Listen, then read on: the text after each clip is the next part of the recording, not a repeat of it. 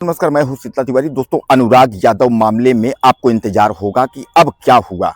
तो मैं आपको बता दूं कि अब जो है कुछ खुशखबरी की जो है आस लग रही है। जैसा कि आपने देखा होगा कि तमाम जो है हीला हवाली करते हुए डीएम कोर्ट में फाइल गई। डीएम कोर्ट के बाद जो है लोगों में निराशा हो गई, क्योंकि डीएम ने जो है फाइल को निरस्त कर दिया, लेकिन उस फाइल में आदेश क्या किया इसका इंतजार जो है आपको होगा।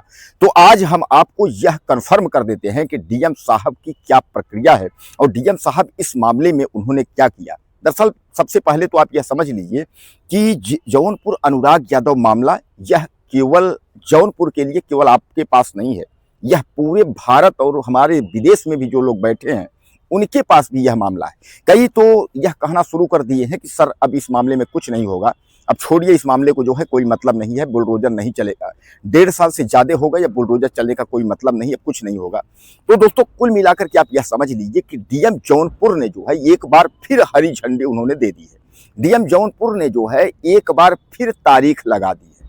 आदेश यानी फाइल में उन्होंने क्या आदेश किया है, जैसा कि आप जानते हैं कि फाइल को उन्होंने निरस्त कर दिया था, लेकिन अब उन्होंने फाइल में क्या आदेश किया है, उसमें बुलडोजर चलने की व्यवस्था लिखी है या क्या नहीं हो, मतलब क्या होना है उस फाइल के बारे में, उसकी जानकारी आपको जो है 22 जनवरी को मिलेगी। यानी कुल मिलाकर के जो है एक बार जो है जौनपुर अनुराग यादव मामले का जो एक तरीके से आप समझ लीजिए जो आस है हम लोगों को, वह फिर 22 जनवरी को है कि 22 जनवरी को तारीख जो दी गई है उस पर यह तय होगा कि क्या जौनपुर अनुराग यादव मामले में लालता यादव के घर पर बुलडोजर चलेगा या नहीं चलेगा।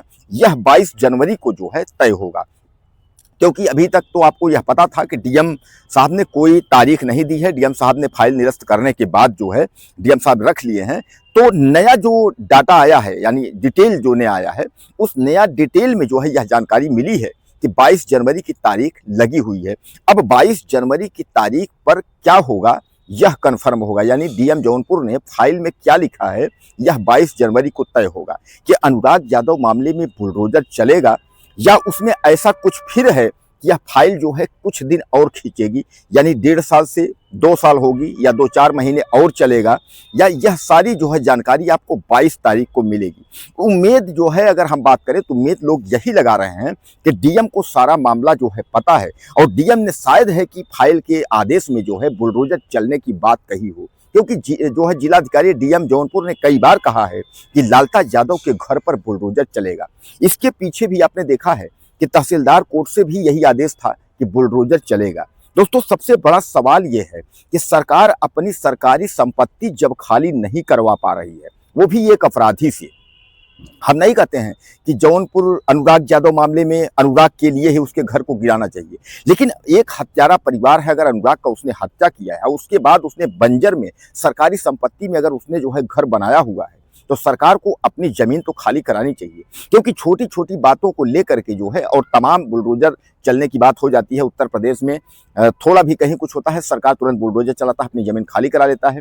इतना हाईलाइटेड मामला के बावजूद जो है सुप्रीम कोर्ट की गाइडलाइन भी है कि सरकारी जमीन में अगर आपका अतिक्रमण है तो वह जो है जमीन खाली करा ली जाएगी। यानी उसमें सुप्रीम कोर्ट का गाइडलाइन है, सरकारी जमीन उसका मकान बना हुआ है, हत्यारा परिवार है, हाईलाइटेड मामला है, उसके उपरांत जो है इतना समय लग रहा है, तो कहीं ना कहीं सवाल तो खड़ा होता है। लेकिन कुल मिलाकर के एक बार जो आस लगी है, आस यही लगी है कि कुल मिलाकर के जौनपुर में जो 22 जनवरी है, तो 22 जनवरी को कुछ खुशखबरी लेकर के आएगा कि 22 जनवरी को शायद है कि अनुराग यादव मसले में बुलडोजर चल जाए। हालांकि तमाम लोग जो पूछते हैं कि सर क्या हुआ, सर क्या हुआ, जानकारी जो भी हमारे पास आती है हम उस जानकारी को आप तक साझा करते हैं।